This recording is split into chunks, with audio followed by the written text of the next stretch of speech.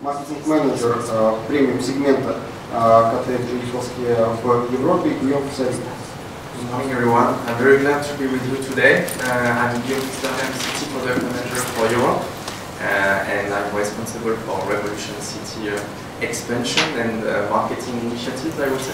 And once again, I'm very glad to be with you today. And I think the first, first, I just want to remind you that I will share a couple of confidential information, and some of them may become commercially available, some other may not. So just keep in mind that it's something really strictly in this room and confidential for all of us. Thank you. The philosophy that we had 4 years ago when we launched Revolution City was really to combine in a single city all the different expectations, all the different features and solutions that you should expect. The vision we had at that time was to combine the three, I would say, features and expectations about temporal resolution, spatial resolution, and coverage. That's really how we designed this platform, to be able at the same time to have a whole organ coverage, one rotation for the brain, one rotation for the heart, and specific organs, and at the same time to be able, with a fast rotation time, to increase and improve the temporal resolution, to reduce the motion for specific organs, like cardiac CT for instance, and to have at the same time access to spatial resolution and the best image quality you would expect. So it was really the first three pillars that we designed on this platform, combining all the different capabilities. And the fourth one is now the spectral imaging. Spectral imaging in GE is a technology with one tube, one detector, a fast KB switching technology that will help you to have access to quantification information and characterization information, especially for oncology applications. So I will come back on that one, and Alain Luciani, of course, will tackle this topic in oncology and liver diseases. So it was the philosophy at the launch time. And now the vision we have with all these solutions is really to bring you new solutions and to provide you new answers to your expectation on different pillars that we identified today on the CT market and CT clinical vision. The first one is a cancer. You know that, of course, oncology is a majority of exams on a CT, and cancer is one of the top killers in world. And today, in the literature, in publication, we still see about 30% of indeterminate lesions, especially in oncology. And that's really something like a limitation that we should improve in the future. Our vision for tomorrow, developing new solutions, is to reduce by half this number of indeterminate lesions, to provide you new solutions with characterization information, quantification once again. Spectral imaging is one of them. But in the future, we really want to combine and to convert CT as a one-stop exam to provide you both anatomical and quantification information. So cancer is the first pillar, and we will develop it right after. The second one is cardiovascular imaging. So cardiovascular imaging, as cancer is a top killer as well for our patients. And in the literature, we still see 62% of unnecessary invasive procedures. That's really extracted by publications. And the vision we have providing you new solutions, cardiac CT positioning, is really to reduce by half this number of unnecessary catheterization or wide catheterization. So the vision is really to position the CT a bit more at the emergency door, closer to the patient, closer to the entrance, I would say, and with such cardiac CT exam to reduce the number of unnecessary procedures in the future. The third one is neurology, and we know that head exams is still a big proportion of CT as well, and we have more and more indication for that. One of them is the stroke assessment, and we know today that the CT is a first-line exam for stroke evaluation. Today we are able in 15 to 20 minutes to have a stroke assessment checkup, but it's too long. So our vision is really to reduce this time to provide you new solutions, potentially embedding some artificial intelligence algorithm for you to detect and to have access quicker in a stroke assessment, in a stroke workup, and potentially to reduce to 5 minutes the duration, the exam time for this CT, and to reduce the famous door to needle time, and for the patient to be treated, to be conducted to the surgery in a quicker way. And the last part, of course, is still the big weakness for CT compared to other modalities like MR. This is a radiation dose. And we know that radiation dose is a weakness. Of course, that's a chance to have such information on that. But we want to be able to reduce the dose and to optimize and track the dose for future. So that's really the challenge we have, to be able, on each CT of your institution at least, to have exactly the same dose for the same disease, to have exactly the same dose for 2 different patients. And that's really, for us, one part of the development for future, to be able to have personalized dose for all the patients and to have sedation-free, potentially motion-free products for future exams. So these are the 4 different pillars, and I will try to deep dive in each of them in a few minutes. The first one, as I said, is the oncology visions. So this goal is really to reduce by half the number of indeterminate lesions. And one example to be able to tackle and to reduce this number is the spectral imaging. GSI Extreme has been launched on Revolution CT 1 year ago, and this is the only specification, the only solution on the market to be able at the same time to have the volume coverage, so a large coverage system, to be able to have the spectral imaging without any limitation anymore in terms of workflow, in terms of field of view, and in terms of image quality. So it was really the 3 different, I would say, weaknesses and limitations in the past. It's not anymore, and that's how we are able, with a site like Mondor University Hospital in Paris, to have access to full GSI session for all patients back to back. And it's not a question of workflow anymore now that we are able to provide you new solution. So the first one is the quantification. This spectral imaging acquisition will help you to have access to the anatomical information and characterization at the same time. You want to know what is the lesion, what's the measurement of the lesion, but you also want to know what's inside the lesion in terms of material. And spectral imaging CT is able to provide you maps, different material maps, automatically reconstructed from the CT and sent to the PACS. That will help you to have access to iodine information, uric acid information, calcium information, without additional exam for the patient, like PET-CT, like MR, or other quantification modality, I would say. The second point is for you to have access to this information in a faster way. And it was really a challenge at the very beginning, 10 years ago, when we launched spectral imaging, for you to adopt spectral imaging, because it was a longer time work for you, and the reconstruction was longer, the post-processing was longer. So it's not something that exists anymore, and we want you to be able to reconstruct from CT, so the technician will be able to send it to the PACS, to your PACS station, to have access to iodine map, as I said, material information in a faster way. And the patient access is critical as well. And we wanted this solution not to have any limitation in terms of exploration field of view. And we kept this 50 centimeter field of view, so large field of view capability, for you to have access to the whole body information with spectral imaging at the same time. So that's really the philosophy we designed for this solution. And the vision for future is to extend this spectral imaging capability not only to material decomposition, but potentially to spectroscopy. So that's really the vision we have for future, to develop new solution to convert the current spectral imaging information to advanced anatomical knowledge, potentially liver fat quantification. So this vision is really for you to understand that we are at the very beginning of the story. spectral imaging must be used today more and more as a routine practice, and for future, we see CT as a new way to have access to quantification, even more advanced quantification in the future. So 10 years ago, I heard that CT was almost dead.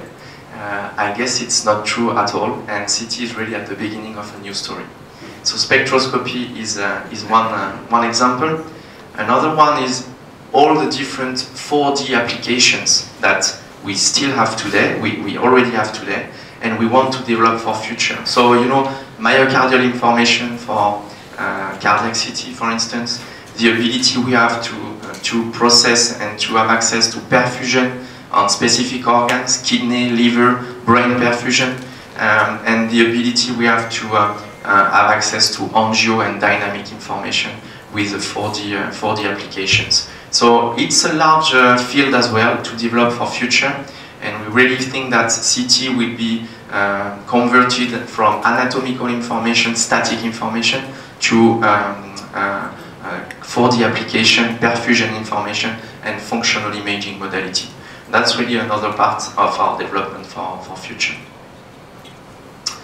On the second field, in the cardiovascular vision, as I said, the goal is to reduce by half in the future the number of negative catheterization, and that's how we see the development for future from the different solutions that we have today, Revolution CT and all the different cardiac CT portfolio that we have in our range, to be able to have access to the answer, is there a CAD, is there a coronary artery disease, which is obviously the first question you have today. But as I said, for oncology actually, to have access to functional imaging, physiology information, something about myocardial perfusion, something about FFRCT, which is trendy today. We want you to have access in a faster way, in a quicker way, in an easy way to this functional imaging information. And at the other side, we have the structural heart expectation, which is a growing market as well for radiology, since we know that cardiologists are extremely, expecting this kind of information. So TAVI, TAVIR procedures, the different valve information, that's really another growing market, maybe even more than coronary CT itself. And that's really a zone, an area where we want to develop new solutions for future as well. And we developed, for instance, one piece on Revolution CT, which is a new tube technology. This tube has been launched at RSNA and ECR this year. And this new technology, the new tube technology called Quantix 160, will be able to provide you a new level of power. And that's potentially in cardiovascular imaging one expectation that you would have for future development. We are able, with this new tube technology, keeping the same coverage of 16 centimeters to reach 1300 mA level in terms of power, which is something unique on the market. And that's the first time on the market that we are able to see a tube with this level of coverage and this level of power at the same time. And it was, something like a challenge for our engineers in the last 2 to 3 years to be able, keeping the same image quality homogeneity across the coverage, to increase the level of MA, to increase the power at such level of 1300 MA today. So with 3 different PCs that we developed, the cathode, the anode, and the liquid bearing technology, we are able to really reach this 1300 MA, especially at low kVp imaging, in routine without any impact on your workflow. And that's really a development that we welcome for future, to be able to have a better image quality, once again, even more for high BMI patients, and to be able to have access more routinely to low kVp imaging. So 70 kVp, 80 kVp is not a dream anymore when we have access to such a level of MA, without impacting the dose, of course. So a few examples and few results of this new tube technology on our first pilot sites that we installed last year. So this example of chest exam in 70 kVp and 1300 MA combination. You can see the improvement in terms of contrast, We are at 70 kVp, so obviously the contrast is improved, and we are able with this level of MA to keep an excellent image quality, improving the contrast, reducing the dose at the same time. So here the dose is about 133 DLP for CTDI volume, and we are able to keep an excellent image quality with this coverage, this rotation time, and the ability to improve and increase the power of the tube for this example.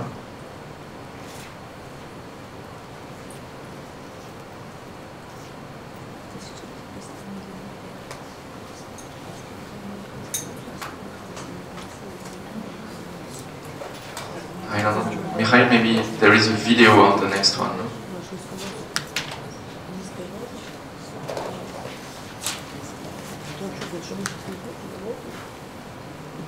Excuse me. I don't know if you have questions.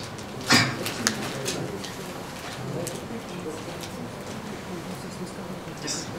What does it mean, digital cathode? Oh, good question, thank you.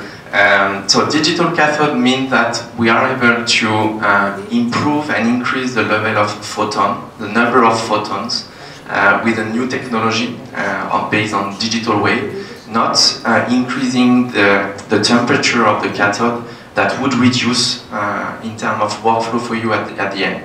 So it means that the new technology of this cathode is not the same as the previous generation one, based on the different digital solutions. Maybe we can deep dive. I maybe don't have all the answers to your question, by the way, but we can connect to our engineer to have more information. But at least the philosophy is really to increase the level of photons without impacting your workflow, without any pause needed in your daily practice. Thank you. Thank you.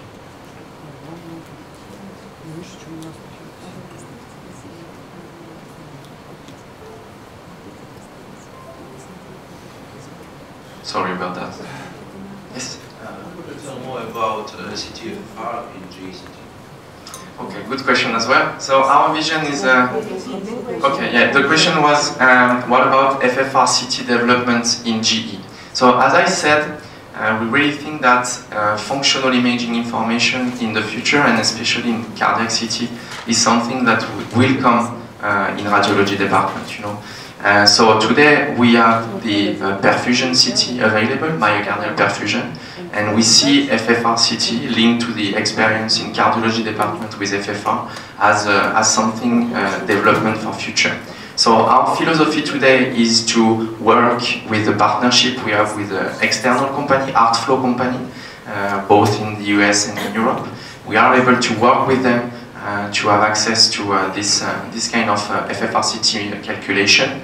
That's really a chance for us, by the way, to have Revolution CT, which help you to have a better proportion of exam accepted and reconstructed by ArtFlow compared to other kind of solutions on the market. And the vision we have for future development is to collect and detect and create some partnerships with different institutions to develop AW, or actually station-based solution for you for future. So it's not in the coming months, you know, but that's something we will develop for future, for you to have access to FFRCT calculation right after the exam, and not with an external solution anymore.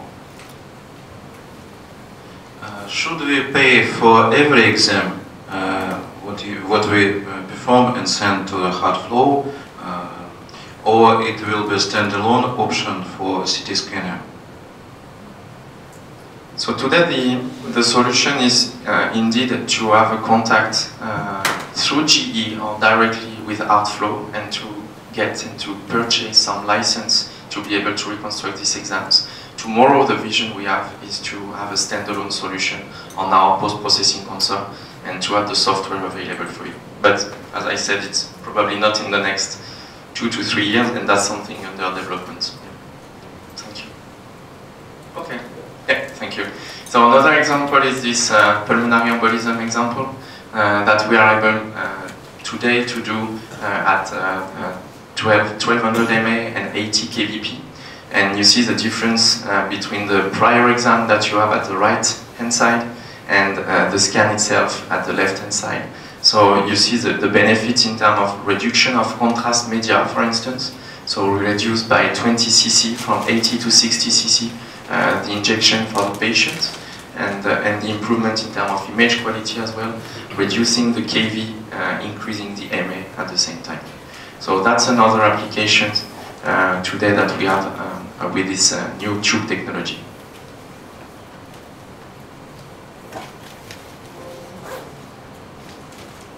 So the vision for future in cardiovascular imaging and the holy grail would be to be able to move from the large coverage system, high spatial resolution and fast rotation time with spectral imaging, to move to this next generation tube technology with higher power, higher MA, potentially to have a development of rotation enhancement, moving from the 0.28 seconds that we have today to a faster rotation time, to increase even more the motion correction in cardiac CT, to have access to a large coverage spectral imaging and gated acquisition, so to have access to spectral imaging in cardiac CT, GSI cardiac applications, and in the ultimate goal would be to have at the same time the HD high definition imaging mode and the spectral imaging information. So that's really something like roadmap that we have for future, to be able to combine all the different solutions that we may have today separately, but to combine all of this in the same exam, in the same CT. On the neurology vision, as I said, the stroke is definitely one of the main topics in neuro, and CT is something like a gold standard for this stroke assessment. And our vision is really to reduce up to 5 minutes this kind of stroke assessment for future. So that's why we want you to have access to new solutions. As I told you today, between 15 and 20 minutes to have the CT head exam, the CT angio, and the CT perfusion. But with this kind of latest generation solution, fast stroke, we are able to have access to the CT angio and the CT flow in the brain. With a simple tool, with color code, we have the information of the penumbra, of the late flow in a specific zone, and we may have the very first answer to our question, potentially to link into the surgery, link into the thrombectomy team, and for the patient to be treated in a faster way. So that's really something easy to handle, easy to manage on our standalone console, and to have access without any CT perfusion needed to the very first assessment.